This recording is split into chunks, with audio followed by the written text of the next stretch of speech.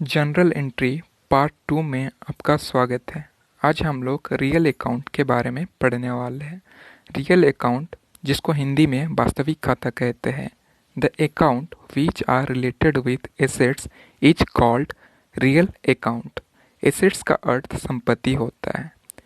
संपत्ति में furniture, land and building, machinery, computer, typewriter, motorcycle, cash, goods, cheque इत्यादि आते हैं। चलिए अब देखते हैं क्वेश्चनों में रियल अकाउंट को कैसे पहचानेंगे। रियल अकाउंट्स को पहचानना बहुत ही आसान है।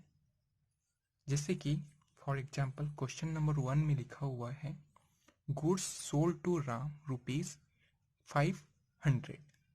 इसमें पहला जो वर्ड है वो गुड्स है, और हम लोग अभी पढ़े कि गुड्स जो होता है एसेट्स होता है, और सभी एसेट्स को हम लोग रियल अकाउंट कहते हैं।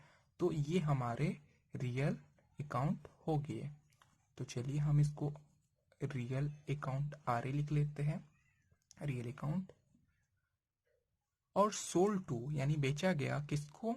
राम को। तो हम लोग पहले ही पढ़े हैं, राम जो होगा एक व्यक्ति का नाम होगा, और जब भी कोई व्यक्ति का नाम या कोई कंपनी का नाम या कोई ऑर्गेनाइजेशन का नाम रहता है तो उसको हम लोग पर्सनल अकाउंट कहते हैं।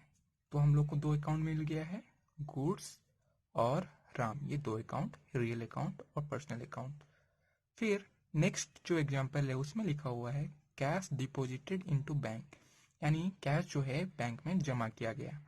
तो अभी कैश देखे कि हम लोग एसेट से, और क्योंकि ये एसेट से इसलिए ये रियल अकाउंट कहलाएगा।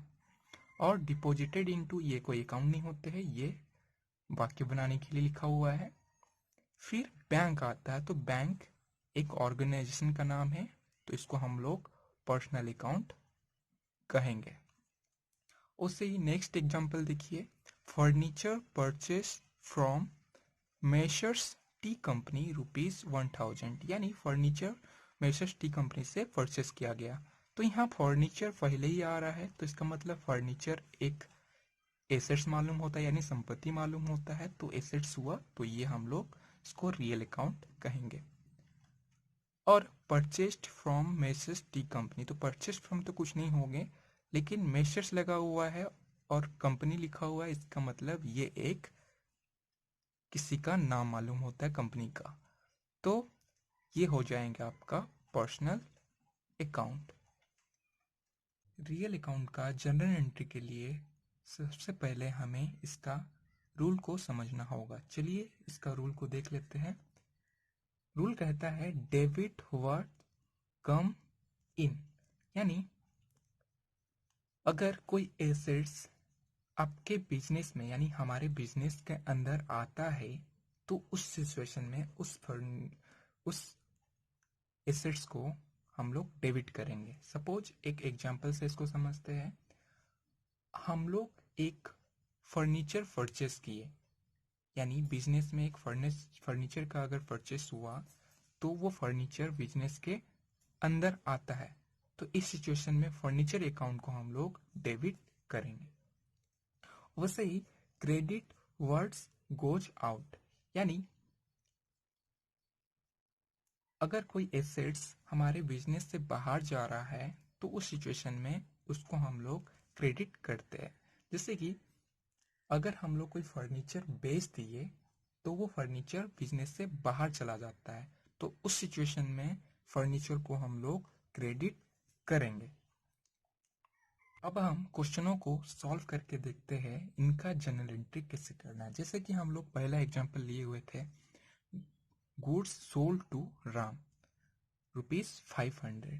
तब इसका जनरल एंट्री कैसे करेंगे? सबसे पहले तो हमें अकाउंट को पहचानना होगा, और ये पहचानना होगा कि वो कौन से अकाउंट है।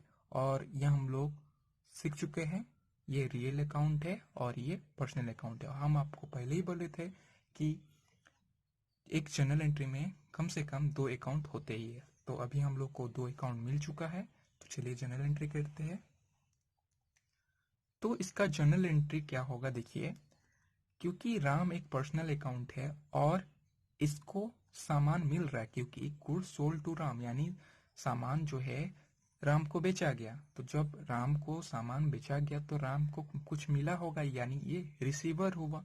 तो पर्सनल अकाउंट का रूल ये कहता है डेबिट द रिसीवर। तो ये रिसीवर है, इसलिए इसका अकाउंट को हम लोग डेबिट किए 500 रुपीज से। अब बात रही क्रेडिट का, तो बचा है गुड्स, तो गुड्स को क्रेडिट करेंगे। लेकिन ध्यान दीजिए, अच्छा क्रेडिट करने के लिए टू लगाते हैं, जैसे कि यहाँ डेबिट करते हैं डीआर लिखते हैं, लेकिन यहाँ क्रेडिट में सीआर नहीं लिखते हैं। डेबिट के बाद क्रेडिट को टू से शुरू किया जाता है। टू सेल अकाउंट लिखना है। क्यों ऐसा? देखिए, गुड्स को हम लोग डायरेक्ट गुड्स अकाउंट नहीं लिखते हैं। गुड्स के जगह हम लोग गुड्स का जो यूज हो रहा है, यानी गुड्स को बेचा गया है ना, तो इसलिए गुड्स का जो गुड्स को बेचे हम लोग, इसलिए गुड्स के जगह हम लोग सेल लिखेंगे। ये खाली गुड्स के साथ ही होता है, बाकी किसी के साथ नहीं होता है, टेंशन मत लीजिएगा। तो गुड्स के जगह सेल लिख दिए, तो टू सेल अकाउंट ₹500, ये इसका जर्नल एंट्री हो गया। क्या हो गया? और एक बार, गुड्स सोल्ड टू राम ₹500, तो इसका journal entry Ram's account debit to sales account ₹500। फिर नेक्स्ट एग्जाम्पल देखते हैं। नेक्स्ट एग्जाम्पल था कैश डिपॉजिटेड इनटू बैंक, और हम लोग पहले पहचान चुके हैं, ये है रियल अकाउंट और ये है पर्सनल अकाउंट।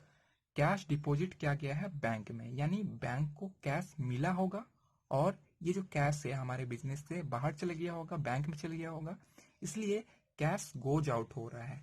तो क्या करते हैं हम लोग? गोज आउट के लिए देख लीजिए, जब गोज आउट होता तो क्रेडिट करते हैं ना, कैश तो क्रेडिट हो जाएगा। और पर्सनल अकाउंट का रूल में बैंक जो है क्या होगा? रिसीवर होगा, तो इसलिए इसको हम लोग डेबिट करेंगे, डेबिट द रिसीवर। तो बैंक अकाउंट डेबिट हो गया ₹2000 टू कैश अकाउंट। तो कैश की जगह कैश ही लिखेंगे, इसमें कोई अलग नहीं लिखा जाता है। फिर आया third, furniture purchased from messrs T company ₹1000। अब देखिए, फर्नीचर रियल अकाउंट पता चल गया हम लोग को। अब मेसर्स टी कंपनी ये एक पर्सनल अकाउंट है। अब देखना है कि फर्नीचर हमारे बिजनेस से आ रहा है, बिजनेस में आ रहा है या बिजनेस से बाहर जा रहा है। क्योंकि देखिए, फर्नीचर परचेज किया गया है, तब इसका मतलब ये है फर्नीचर हमारे बिजनेस के अंदर आया होगा। तो हम लोग क्या करेंगे? डेबिट व्हाट्स कम्स इन बोले थे, तो डेबिट कर देना होगा, क्योंकि ये फर्नीचर अभी हमारे बिजनेस के अंदर आया। ठीक है। और सही पर्सनल अकाउंट क्या क्या करना है? देखिए, जब ये फर्नीचर खरीदा होगा तो मेसर्स टी कंपनी से खरीदा होगा, तो टी कंपनी क्या किया होगा? फर्नीचर दिया होगा, यानी ये देने वाला हो गया है। तो क्रेडिट द गिवर होता है पर्सनल अकाउंट के रूल में। तो ये हो जाएगा आपका फर्नीचर अकाउंट डेबिट, क्योंकि फर्नीचर कम्स इन हुआ इसलिए अकाउंट डेबिट हो गया फर्नीचर अकाउंट। और to messrs T company credit हो जाएगा, क्योंकि ये देने वाला है। हमारे साथ बने रहिए अगले पार्ट के लिए। तब तक के लिए वीडियो को लाइक करें, शेयर करें, चैनल को सब्सक्राइब करिए। धन्यवाद।